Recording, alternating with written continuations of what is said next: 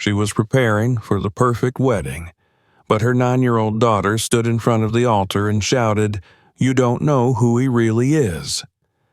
A minute later, the ceremony was stopped, and an hour later, the police arrived. Subscribe to the channel and comment where you're watching this video from.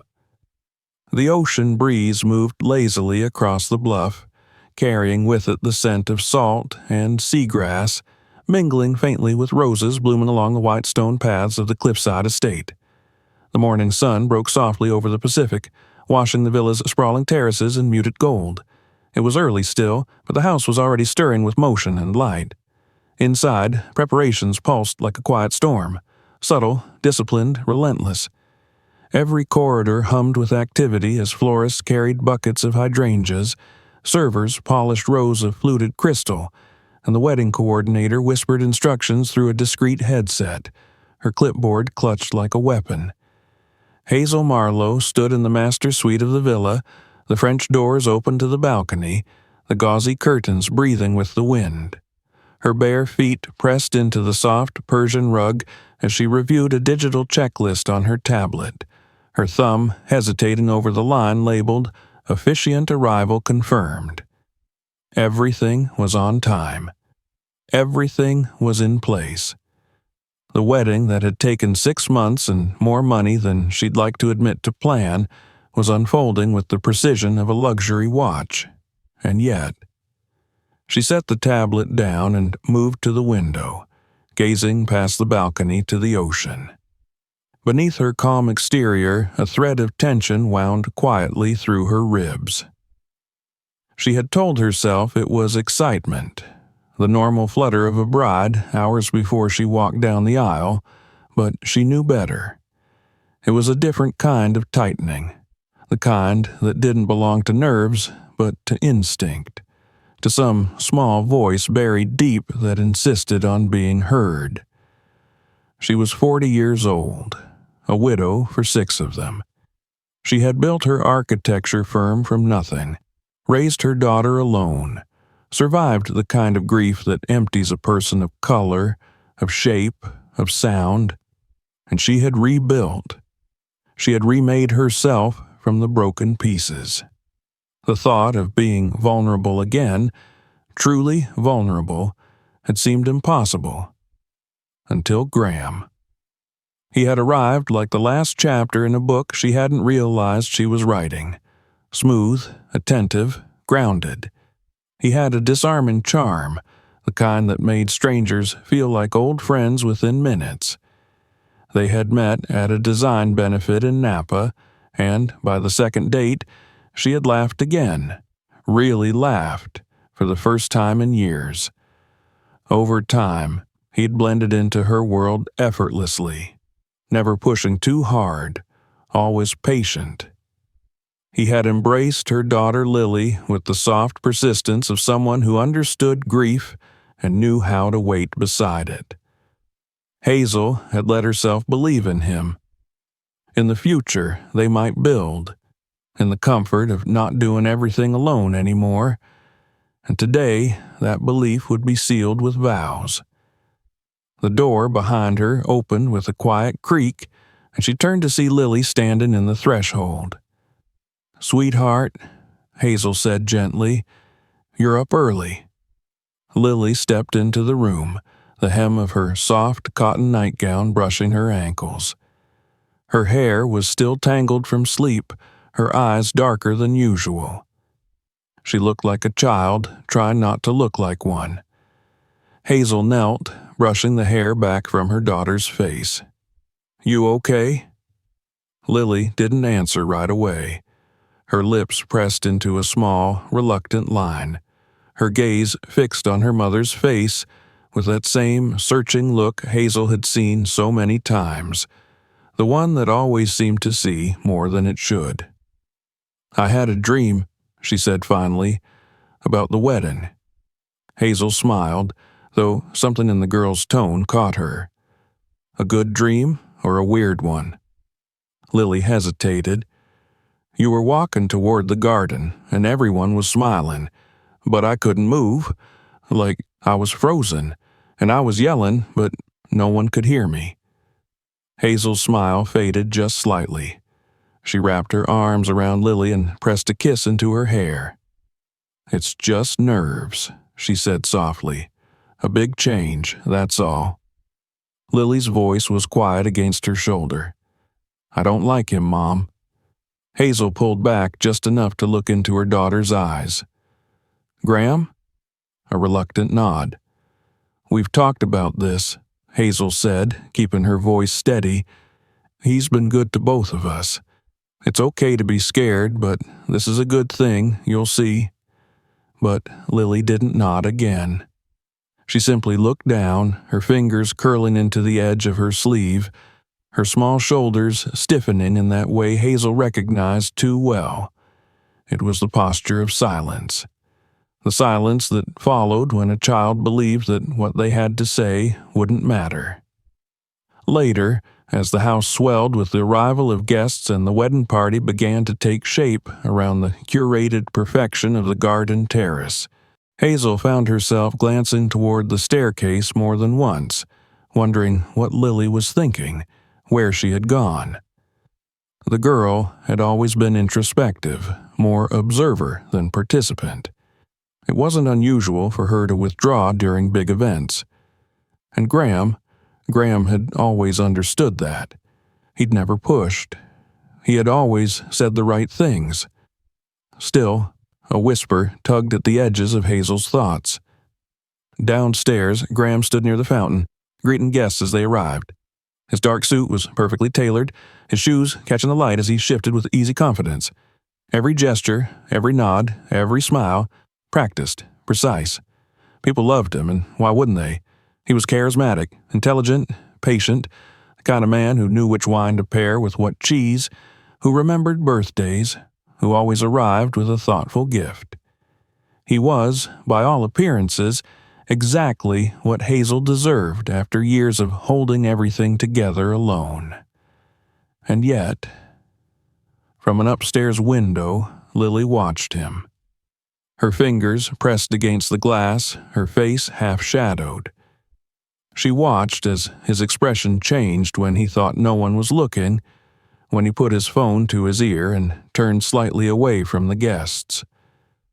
The easy smile dropped. The softness vanished. His face shifted into something cooler, more exact. She couldn't hear what he was saying. Not now, but she remembered the night before, when the door to his study had been left open just enough. She had gone looking for her stuffed rabbit, the one she still kept, though she pretended not to. She'd heard his voice through the crack. Different. Hard. "She signs everything tomorrow," he had said. "No delays. She won't suspect anything." Lily had frozen, not because she understood every word, but because she understood the tone. "I'll handle the rest. The kid's no problem. She's just a distraction." The air had seemed to vanish from the hallway. She had backed away, heart hammering, too afraid to move, too afraid to stay. That night, she hadn't slept. She'd waited, tried to tell herself she'd imagined it, that it didn't mean what it sounded like. But this morning, looking down at him from the window, seeing that moment when the charm disappeared, the performance dropped, she felt it again, that strange, sharp certainty, the fear she couldn't explain. She had to make her mom see. Hazel, meanwhile, had moved into the bridal suite where a stylist was working on her hair, pinning soft waves into place.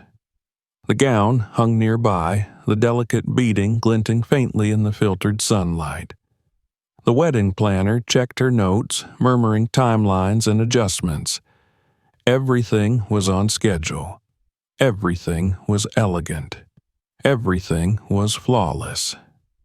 But Hazel couldn't quiet the feeling in her chest, the echo of Lily's voice that morning. "I don't like him." She tried to shake it, reminding herself that this was the life she had worked for. Stability, companionship, love, a future that didn't rest solely on her shoulders. And Graham. Graham had never been anything but generous. When Lily was distant, he had been patient. When Hazel doubted herself, he had been steady. There was no reason to question him. And yet, a knock at the door brought her old friend Jonathan Keller into the room. He was dressed sharply, his tie slightly loosened, his eyes kind but watchful. They had known each other since college, drifted in and out of each other's lives, but he had always been the one person who saw through her without needing to say much. "You look incredible," he said, stepping into the suite with a small smile. "This place, amazing." "Thank you," Hazel replied, but her voice felt distant even to herself. Jonathan hesitated, then said more quietly, "Hazel, are you sure about this guy?" She tensed immediately. "Don't start." "I'm not trying to ruin anything," he said gently, "but I've heard things. I didn't want to say anything until I knew for sure. There's talk, old associates, financial trouble. Nothing I can confirm, but—" Hazel's jaw tightened. "You don't know him." "I know you," he replied, "and I know that Lily's been distant. She's trying to tell you something."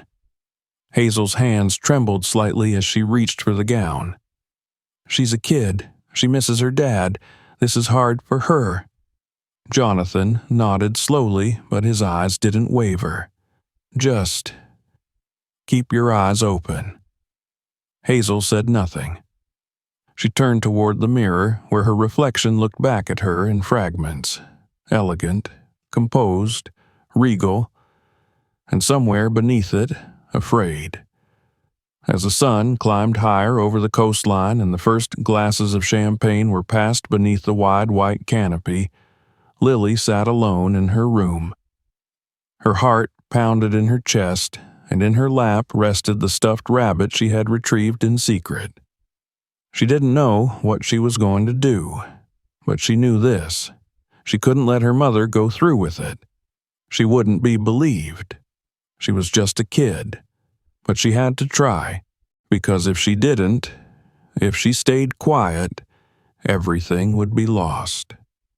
The ocean murmured far below the cliffs, steady and ancient, and inside the estate the hours slipped forward, carrying all of them toward something they couldn't yet see. But Lily could feel it, like a storm behind glass. She just didn't know yet if she'd be strong enough to break it open. The sky had turned a brighter, deeper blue as noon passed, the ocean below the cliff steady and brilliant, as if unaware of the strange tension winding itself through the rooms of the estate. The garden had been transformed, an open-air cathedral of white chairs, trimmed hedges, climbing roses, and silk canopies dancing in the breeze. Guests arrived in waves of pastel dresses and polished shoes, their laughter rising in gentle waves as they were ushered into the space set aside for celebration. Music drifted in from a live quartet, and trays of sparkling wine glided past clusters of polite conversation.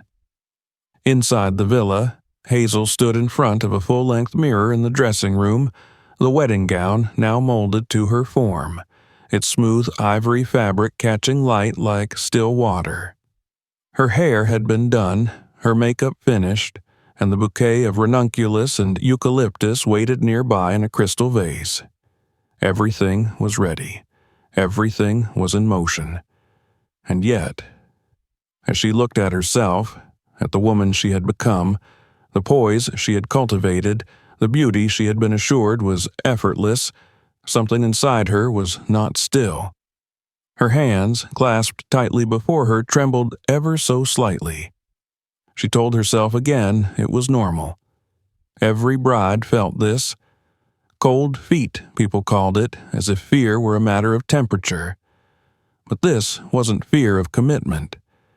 It was something less defined and therefore more dangerous. Behind her, the room buzzed with movement.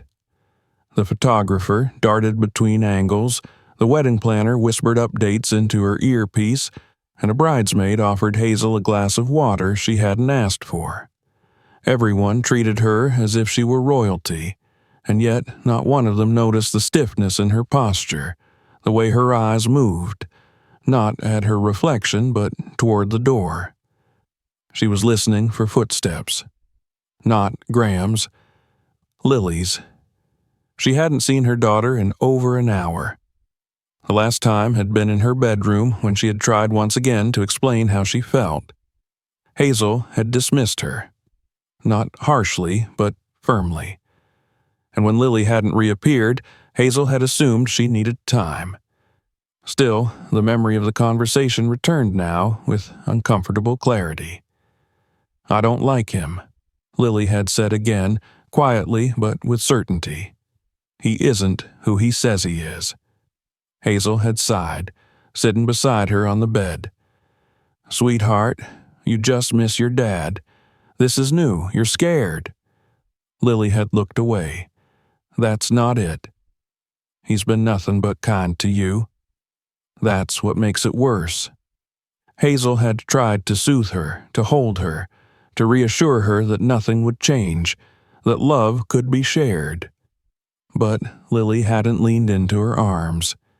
She had sat like stone, her hands gripping the edge of the comforter, her mouth trembling. Now, as Hazel stood in her wedding gown surrounded by people who smiled too brightly and praised too often, she wished she had pushed harder, looked longer. There had been something in her daughter's voice she hadn't wanted to see, something past jealousy or fear, conviction. In the drawing room, just beyond the garden entrance, Graham adjusted his cufflinks with a slow grace. He was alone for a moment, the guests already being seated, the music swelling. He glanced at his watch, then smiled to himself in the glass of the cabinet beside him. Everything was unfolding just as planned. From the top of the stairs, Lily watched. She had been standing there for nearly 20 minutes, hidden behind the carved railing, her knees stiff from holding still. The sounds of the wedding reached her in waves, the music, the laughter, the scraping of chairs against stone. Somewhere in the back of her throat, her breath shook, shallow and fast. She didn't know what to do anymore. She had tried. She had spoken. Her mother hadn't believed her. But she remembered the voice she'd heard from behind the study door. She remembered Graham's words. She remembered the way he had said her name, not lovingly, not even with irritation, but like she was an item on a checklist. The kid, a nuisance. And this morning, when their eyes met through the glass, when he had seen her watching, there had been something in his expression. A flicker of something sharp and cold beneath the smoothness. It hadn't been fear. It had been calculation.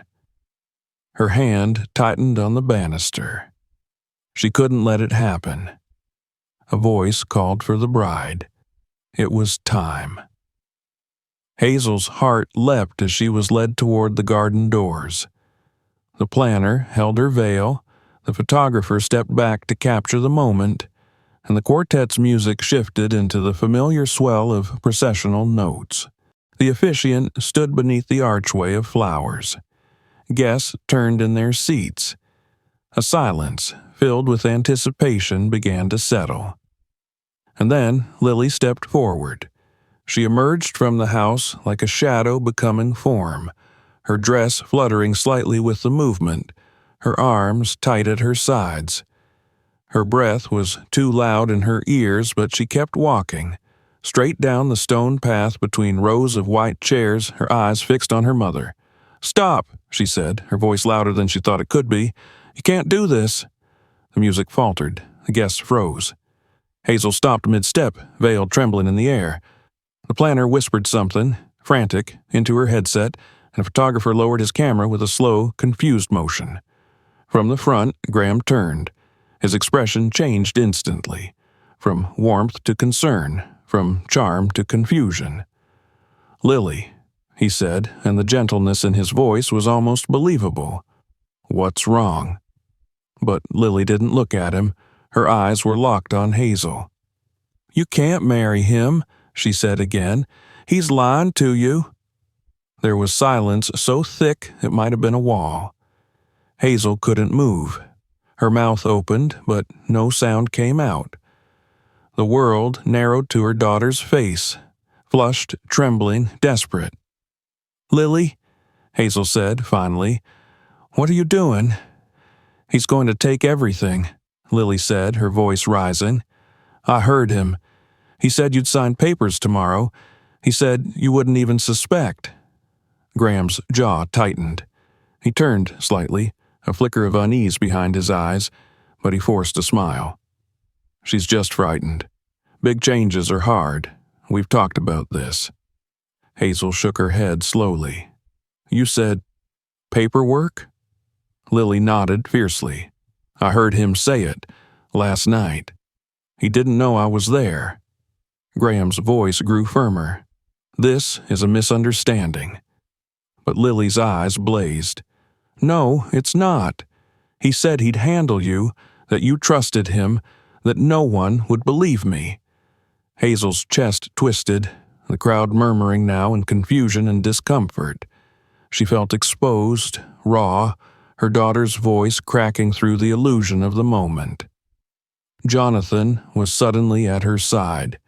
He hadn't been near before, but now he was there, one hand resting lightly on her arm.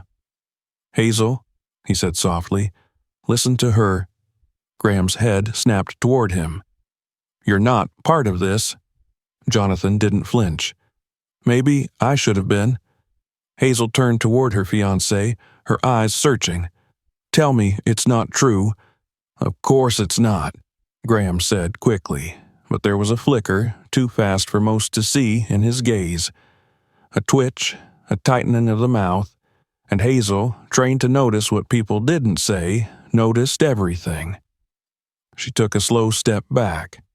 "Lily," she said, her voice hoarse. "You said you heard him?" Lily nodded, tears on her cheeks now. "I didn't know what to do, but I had to say something." And then, in the stunned silence of the garden, Lily whispered, "I called the police." Gasps spread through the crowd like a ripple on still water. Hazel didn't move. Couldn't. "What?" Graham said, his voice sharp for the first time. "You did what?" "I heard you," Lily said again. "And I called them last night." At that moment, from the rear of the estate, 2 uniformed officers stepped into view, moving through the crowd with grim expressions. The hush shattered as heads turned, whispers exploded, and phones were raised again.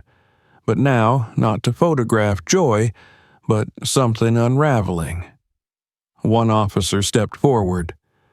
"Mr. Graham Sanders," he said. Graham's posture shifted.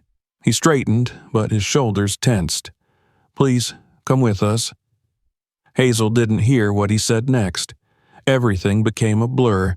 The officer's voice, the flash of silver cuffs, the shocked faces of friends and strangers. She stood still, veil fluttering, bouquet forgotten, as the man she was supposed to marry was led away. Only when Lily stepped close and wrapped her arms tightly around Hazel's waist did she move, her hands finding her daughter's shoulders, her voice barely a whisper. "You were right," she said. "Oh, God, you were right." Lily's face pressed into her side, trembling. "I tried, Mom." "I know," Hazel breathed, tears finally rising. "And I'm so sorry." Behind them, the garden lay scattered. The music had stopped. The seats were half empty, the archway of roses leaning slightly in the wind. But at the center of the wreckage stood mother and daughter, still and silent together. Hazel didn't know what would happen next. She didn't know how deep Graham's lies had gone or how far the damage might spread. But she knew one thing with absolute certainty. She would never ignore her daughter's voice again. Not ever. Evening had come slowly, but it had come all the same. The wind off the Pacific shifted direction, colder now, sharper against the skin. The garden was no longer a sanctuary of light and laughter, but a stage stripped bare, its illusion ruined. Rows of chairs stood askew. Some toppled in the hurried shuffle of shocked guests.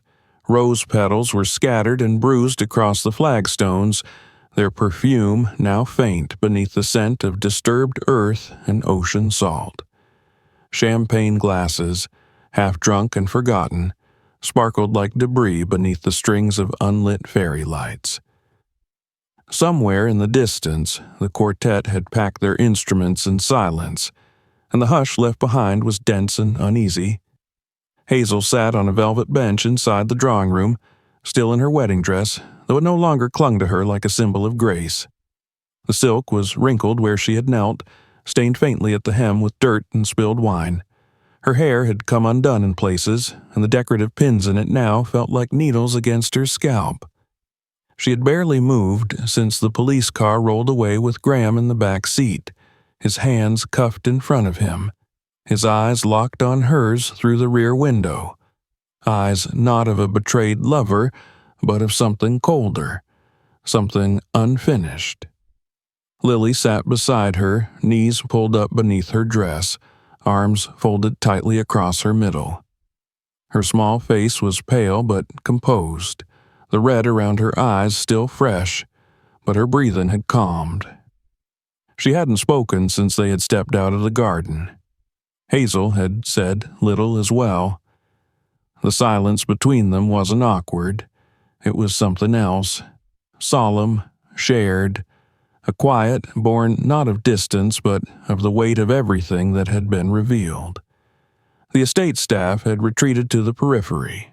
A few guests remained, lingering like ghosts, whispering in corners, not knowing whether to offer comfort or to disappear entirely. Jonathan had taken control where Hazel could not, speaking with the police, collecting her things, moving with quiet, measured purpose.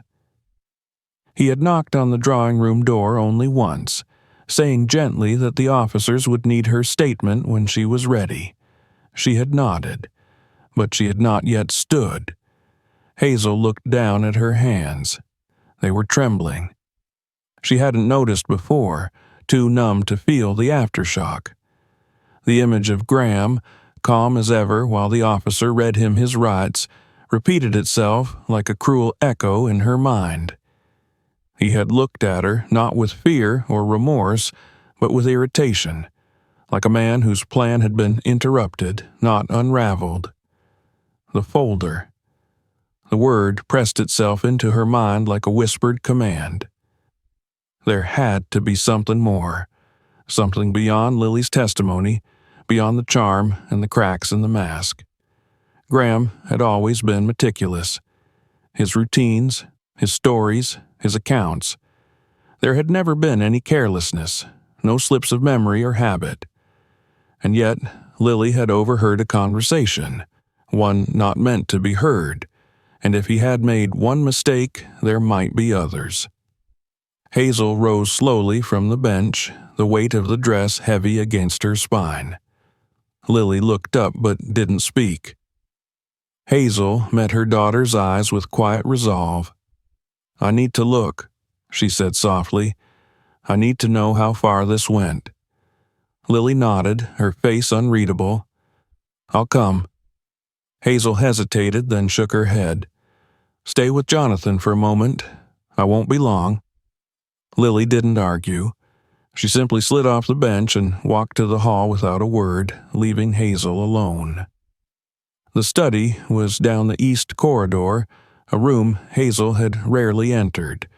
Graham had made it his space early in their relationship. He called it his sanctuary, the one place he could think clearly. She had respected that, never questioned the privacy he kept there. The door was usually closed, the lights off. Once or twice she had caught a glimpse of the space. Dark leather chairs, a wide desk, a heavy bookshelf, but it had always seemed cold, impersonal. She had never been curious. Now she pushed the door open with a hand that shook. The room smelled of paper, leather, and something fainter. His cologne, embedded in the air like a second skin. The curtains were drawn, the only light coming from the small desk lamp still glowing over the massive mahogany surface. The room was neat. Too neat. No sign of chaos, of confrontation. Nothing to hint that the man who worked here had just been arrested at his own wedding. Hazel stepped inside and closed the door behind her. The silence was absolute. She approached the desk. Every item was perfectly placed, a notebook closed and aligned with the edge, a fountain pen in its stand, a silver tray for keys, a wireless phone charger. Nothing personal, no photos, no clutter. She opened the drawer on the left, files bound in leather, each labeled with simple codes: Consultant 2022, LMS client accounts, estate portfolio. She flipped through them quickly, scanning names she didn't recognize. All of it looked legitimate at first glance, but beneath the last folder, tucked flat against the wood, was something different. A manila envelope, unlabeled. Hazel pulled it out and set it on the desk. Her hands hovered over it for a moment before she opened the flap. Inside were documents, copies, printouts, contracts, but they bore her name, her signature. Her breath caught. The first page was a joint ownership agreement. Her firm's business assets merged into an entity under Graham's name. The second page showed a transfer of property rights, with her villa marked under dual ownership, again with his name added. The third was a revised will, unsigned but prepared. She stared at the date printed at the bottom. It was dated for tomorrow. At the bottom of the stack was the worst of them all: a power of attorney agreement, full legal control of her business, her finances, her medical decisions, everything. All for Graham. Her hand flew to her mouth. She staggered back from the desk, the folder slipping from her grip and falling open on the floor. He had been planning it all along. She sank to her knees and gathered the papers again, flipping through each one with growing disbelief. Some of the documents bore her actual signature, but she didn't remember signing them. Others were forged, imitations of her handwriting so accurate they chilled her. He had either manipulated her into signing things unknowingly or forged the rest. There were no love letters, no sentimental notes, just legal traps, invisible chains. A knock on the door made her jump. Jonathan entered quietly, his eyes scanning the room until they landed on her. "I found it," Hazel said, her voice cracking. "He planned everything. He forged signatures. He was going to take everything." Jonathan crossed the room in 2 strides and knelt beside her, his face grim. "Then we make it count." Later, in the central hall, Lily stood with Jonathan as the police returned. They had questions, more forms, more procedure. Hazel gave them the folder, explained what she had found, and they nodded with grim approval. A case was already building in another state. Her evidence might be the final piece. Hours passed. The estate emptied. The guests were long gone. The staff began to clean in awkward silence. The rose petals were swept away. The music was off, but Graham returned. Hazel wasn't surprised. She was still in the hallway, near the staircase, her daughter, now at her side, when the doors swung open and he stepped through them, not with arrogance, but with a slow, measured composure that somehow felt worse. He had been released on conditions, pending charges. He wasn't smiling, but he wasn't ashamed either. His eyes found hers instantly. "So," he said, "I guess congratulations are in order." Hazel didn't speak.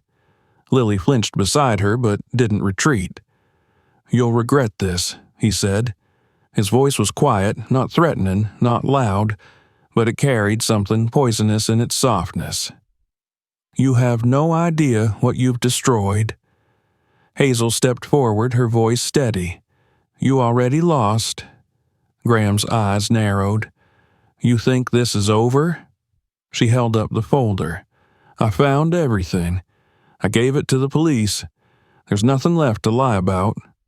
His face shifted then, just slightly, enough to show the truth beneath the polish. "I meant what I said," he said after a moment. "I cared about you, about both of you." Hazel shook her head. "You don't get to say that." "You gave me everything," he whispered. "You just didn't know it yet." "No," Hazel said, "my daughter gave me everything. She gave me truth when I was too blind to see it. And she saved me." Lily's hand found hers and Hazel gripped it tightly. Graham's expression changed. The mask was gone now. The anger, the calculation, the cold certainty in his stare. It was all visible. He took one step forward, and that was enough. The officers moved from behind the corner, alerted by Jonathan. Graham froze. He looked around once, calculated, and stopped. "This isn't finished," he hissed. Hazel stepped closer, her voice lower than before, dead calm. "You're wrong," she said. "It just ended." He was taken again. No ceremony this time, no audience. Just footsteps, a door, and silence. Hazel looked down at her daughter, whose eyes were wide but no longer afraid. "Is it really over?" Lily asked, her voice barely above a whisper. Hazel exhaled, slowly, carefully. "For him," she said. "Yes." And then gently, "For us, it's just beginning." The night settled over the estate. The ruin of the wedding would take days to clear. The photographs would never be seen. But the truth had emerged from the wreckage, fierce and undeniable. And in Hazel's arms, her daughter's heartbeat pulsed steady and strong, louder than any vow ever spoken. They had survived. And now they would begin again. Subscribe to the channel and share this with those who need to see it.